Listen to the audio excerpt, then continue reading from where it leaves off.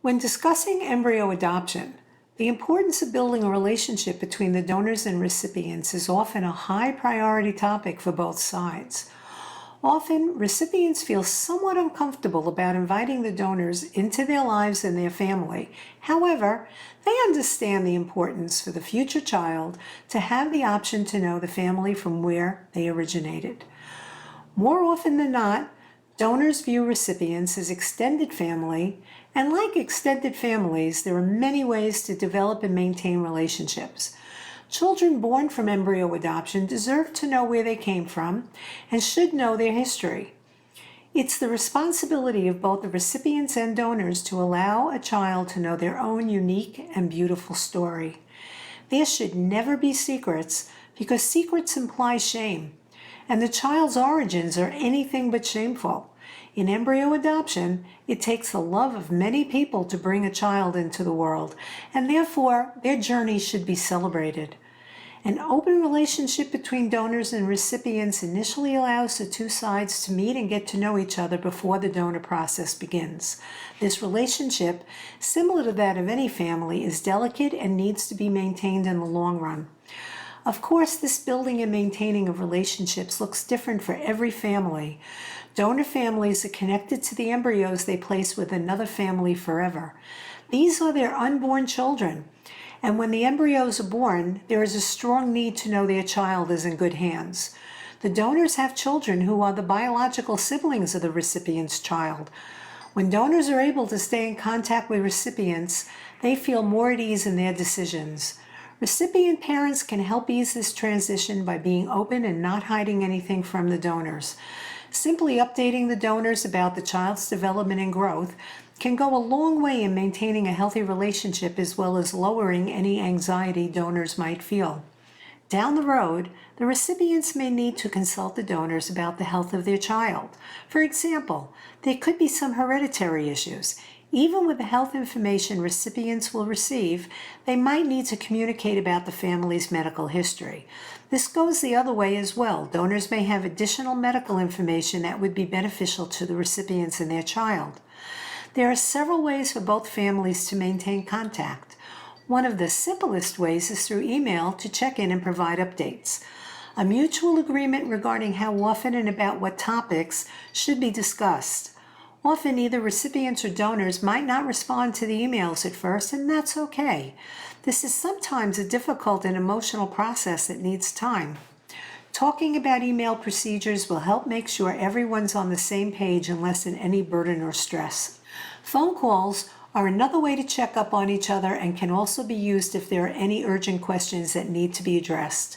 Similar to emails, phone calls can be scheduled for specific content only. Some donors and recipients would prefer to have structured communications while others would love surprises. It's important to ask what works for all parties involved. With the development of video calling such as Skype, Zoom, or FaceTime, staying connected is now convenient and more personal.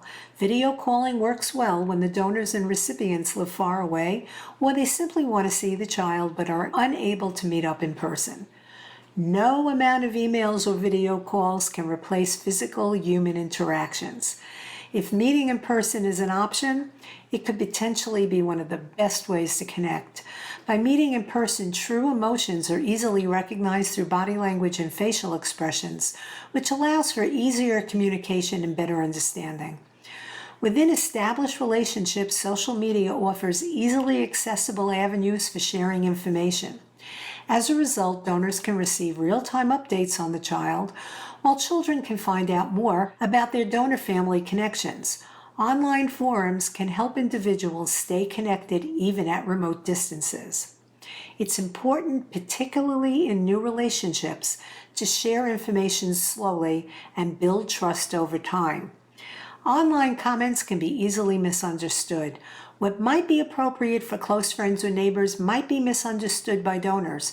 In particular, comments related to the process of parenting may be misinterpreted or could potentially make donors uncomfortable. Similarly, some information on a donor site may be uncomfortable for a recipient or their child to read. In addition, some parents feel uneasy seeing their child's picture posted. It's important to consider everyone's comfort levels. Be honest about what's comfortable for you, even if it might be at the expense of others. As recipients, if you don't like the idea of keeping in constant contact, you're entitled to do what is best for you and the child. As donors, if you don't want to be involved with a child's life, that's okay as well. The importance of building healthy relationships between recipients and donor families can't be stressed too much. Stay focused on what's in the best interest of the child, which may not always be the same as the preferences of the recipients or donors. Show respect for and acceptance of the other family members. Set clear boundaries of what is and what isn't acceptable in terms of contact and communication, and respect the limits requested by the other parties. Maintain open communication that reflects a genuine commitment to maintaining connection. Be flexible and recognize needs may change over time. Building a relationship for both families requires a strong commitment to keeping it going despite life's ups and downs. While these relationships may seem awkward at first, over time the involved individuals typically become more comfortable with one another. Some people compare the experience to working through other extended family relationships with new in-laws or with a child's stepfamily following a divorce and remarriage. While some recipient and donors arrange openness informally, others will develop more formal agreements.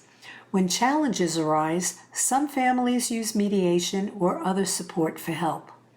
At the end of the day, you are the parents and the child is yours. Maintaining a relationship with your son or daughter's donors does not mean you will be sharing the child. It just means that your child will be surrounded by that much more love and support.